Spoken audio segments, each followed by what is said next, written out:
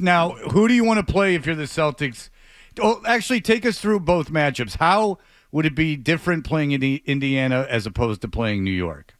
I think pace of play is probably the biggest difference. Indiana likes to play fast. They have since they acquired Tyrese Halliburton a year ago.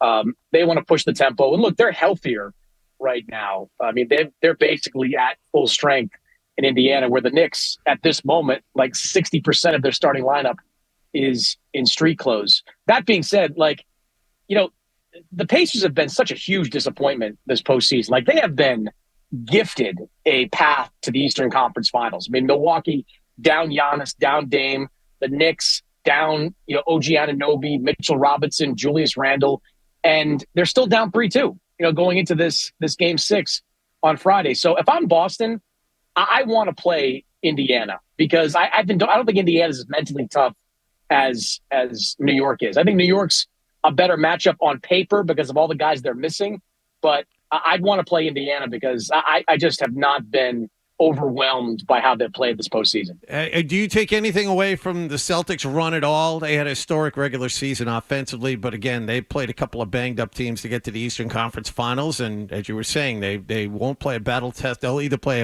a non-battle-tested Indiana team or an injured New York team next.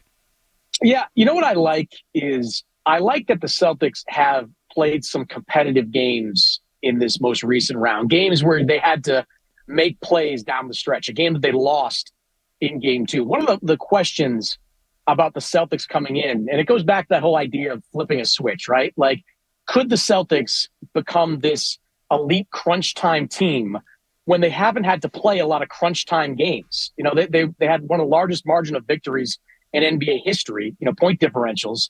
So they haven't had to play a lot of these crunch time minutes. I think the Celtics, by getting some of those games, some of those minutes in the first 2 rounds, I think it's going to sharpen them for this conference finals. Like, if you were going to beat Boston, I really believe coming in, if you're going to beat them, it was going to be in the first round because that was when, they would have to play a type of brand of basketball that they haven't had to play up until this point. Now they've gone through a couple of rounds.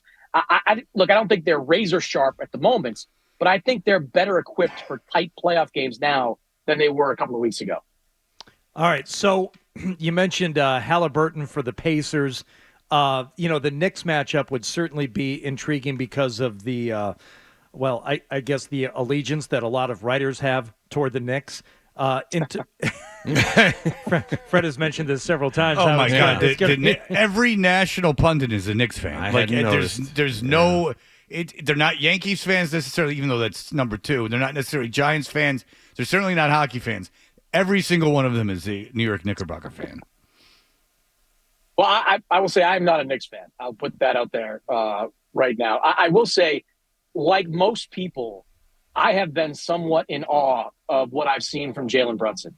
Jalen Brunson was 5th on my MVP ballot. He was number 1 on my most improved ballot because I think a guy that goes from, non-all-star one year to all-star, all-NBA first-team MVP candidate the next year is the definition of most improved. And this postseason, he has strapped this team on his back and had an incredible performance. That was his 5th 40-plus point game he played in Game 5. We haven't seen that since LeBron did it back in 2018. That was at that Game 5 in New York. And, look, not a lot was working for the Knicks early on, and Brunson just said, you know what? I'm going to get 10 in the first quarter. I'm going to get 18 in the second quarter. I'm going to put the Pacers away pretty early on. He is an elite player right now. So I think the flowers being dumped on Jalen Brunson are reasonable. I just think the Knicks, it's a bad matchup for them, because if Porzingis is healthy and able to play, he's been a nightmare for them in regular season matchups. The Celtics defense, they have great defensive guards that they can throw at Brunson. As much as I like Jalen Brunson, I don't like that matchup for the Knicks. Like many, I thought that Kyrie Irving was going to torpedo whatever magic Luka Doncic was able to produce in the playoffs. But here they are now, 1 win away from the Western Conference Finals. How is this happening to Oklahoma City?